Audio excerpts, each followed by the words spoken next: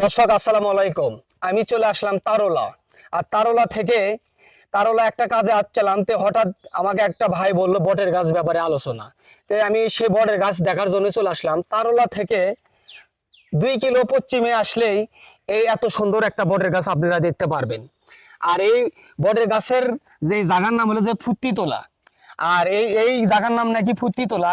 তারোলা আসলে আপনাদেরকে বলবে ফুত্তিতোলা। দীর্ঘ 500 বছর আগে এই বটের গাছ মানে হয়েছিল। আর এই বটের গাছ 500 বছর আগে হঠাৎ করে এরকমই বড় বটের গাছ এই জায়গা মানুষ দেখতে পাচ্ছে। আর এই জায়গাত এখানকার লোকজনকে বললাম যে এই গাছটা কত বছর, তারা বলতেছে আমাদের বাপ দাদার আমলে, কিন্তু তারা বাপ দাদারা বলে গেছে এই গাছ নাকি 500 বছর আগে এইরকমই ছিল। এখনো সেই বটের গাছ এইরকমই আছে। আর এই বটের গাছ ব্যাপারে দেখেন, সাইডে এত সুন্দর, সাইডে নদী আছে, তার একটু ফাঁকেই শ্মশান ঘাট আছে। মানে বটের গাছ যাই হোক, বটের গাছ মানেই তো একটু ফল খামারি।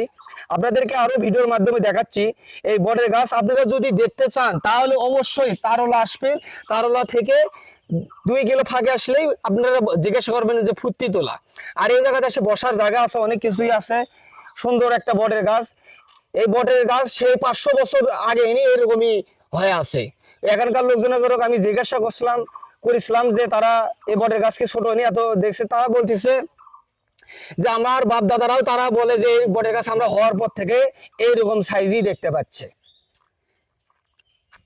বটের গাছ অনেক সুন্দর, আপনারা অবশ্যই চাইলে এই বটের গাছ দেখতে পারবেন তারোলা আসলেই। ধন্যবাদ, আসসালামু আলাইকুম।